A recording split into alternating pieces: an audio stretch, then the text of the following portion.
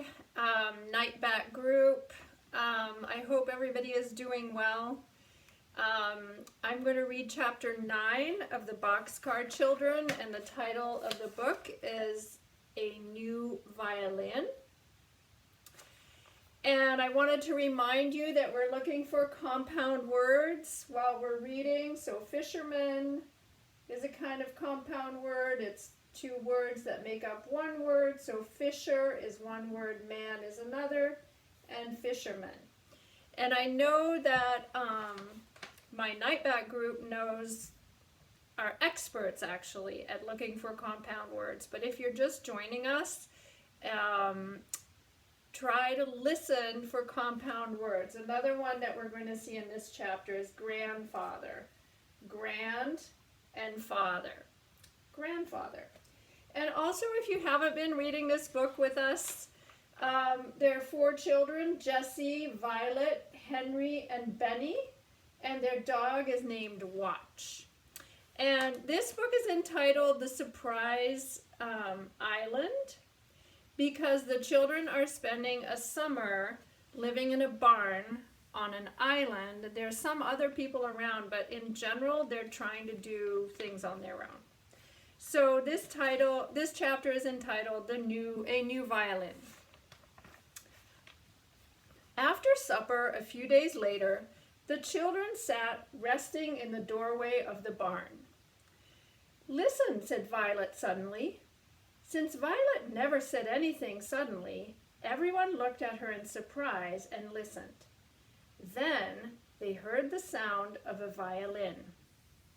"Who can that be?" asked Violet. "Let's find out," said Henry. Watch ran right to Captain Daniel's hut, and the 4 children followed. There sat Joe in the doorway playing a real violin. He did not stop when he saw the children. They stared at him and watched his fingers fly as he played a very fast piece. When Joe finished, Benny said, "I didn't know you had a violin." "Oh, please play it again. When did you learn to play?" cried Violet. "Could I hold it just a minute?" Jessie and Henry were too surprised to speak. This was not at all like Violet. When Joe handed the violin to her, Violet took it and put it under her chin. "Play something," said Joe. "Oh, I can't play it," said Violet. "I just like to hold it a minute under my chin. Do you mind, Joe?" No, said Joe. "But don't you want me to show you how to play it?"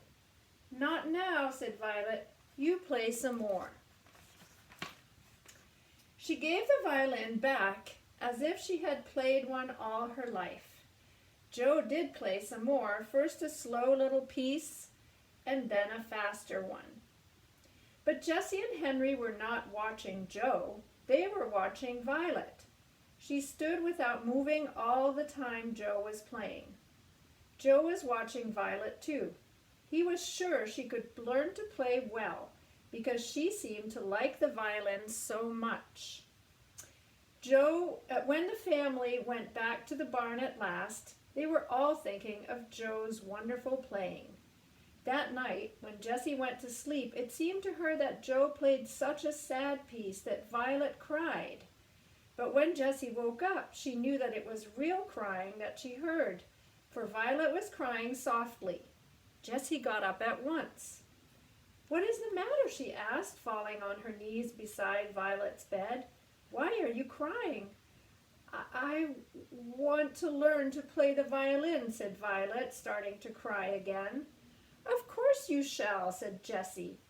"I know Grandfather will buy you a violin." Oh, there we saw it. Grandfather, a compound word. "It's not that," said Violet. "You see, I want to practice, and it's so selfish to go off and practice all by myself when I ought to be helping." Henry came in with the flashlight. Does anyone hear a compound word? Henry came in with the flashlight. You're right. Flash and light. "Oh my goodness," cried Jessie. "What can I say?" "You talk to her, Henry." "I heard most of it, said Henry. She thinks she's selfish to practice, when we came down here to have a good time together. Is that it? That's just it, said Jessie. Now, Violet, look here, said Henry. You shouldn't be selfish. You couldn't be selfish if you tried. We all want you to learn to play the violin. Most people don't even like to practice, you know. Henry's little talk with Violet made her feel better. Soon they were all talking again and even laughing a little. Shh, said Jessie. We'd better be quiet. We don't want to wake Benny. He would certainly howl.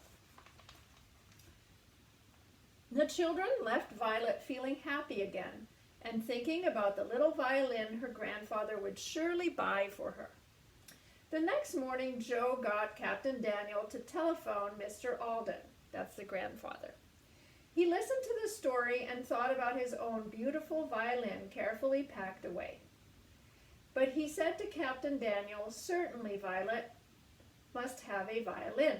The only trouble is that I am too busy this morning to buy one for her. Joe thinks he could pick one out, said Captain Daniel. His playing is just wonderful. That Joe is a very interesting man, replied Mr. Alden. I'll have a talk with him when I come over. Give him the money for the violin, Captain, and let him buy one if he thinks he can. When Joe came back to the Alden Island with a little violin, Violet was waiting for him on the dock. Joe was sure that Violet would someday be a wonderful player, so he had bought her a fine violin.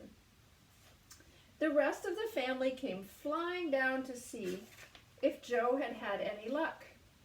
After they all had seen the violin, Violet shut the box. I don't think it likes to be outdoors, she said. Anyone hear compound word?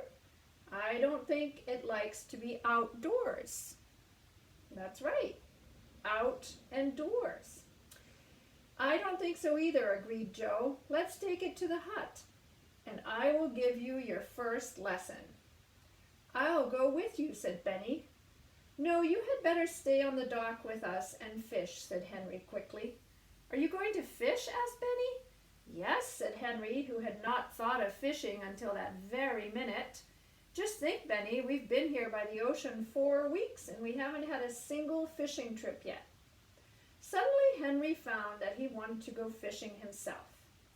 You will find fish lines and bait in an old box under the dock, called Joe. Anyone for a compound word? You will find fish lines and bait in an old box under the dock. Luck was surely with Henry. He baited a hook with a clam. Then he let down a long line and gave the end to Benny.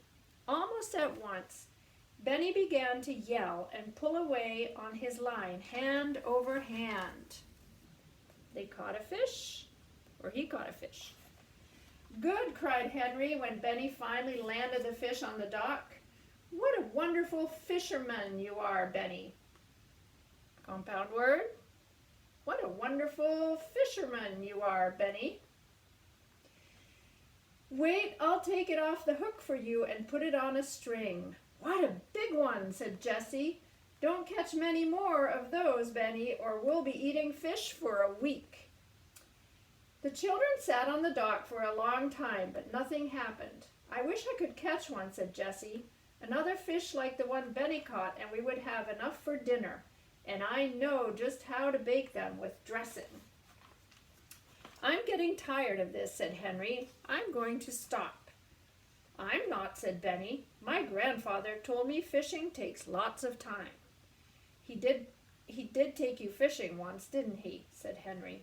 I remember. I wanted to go, but I had to do schoolwork. He's told me that if I think I can't catch a fish, then I will catch one for sure. And so when I catch one, I am surprised, said Benny. I see, said Henry, sitting down again. He tied his own line on the dock, and because he really did not think he would get any fish, he looked out at the boats. Henry had just sat down when Benny shouted, Hurry! You've got a fish! jumped for Henry's line, and before anyone could help him, he pulled in another fish just like the first one. Oh, Jessie, isn't that something? They are two twins, I guess. All right, two compound words right there. Anyone, any, and one, and some, and thing for something. Maybe Grandfather and I could go fishing, said Benny. Did I skip a page? No. Yes. So, they are two twins, I guess. I guess you are the fisherman of the family, all right, said Henry. You and Grandfather. I don't even know when there is a fish on my own line. Henry put a string through the mouth of the other fish, and Benny carried them proudly home.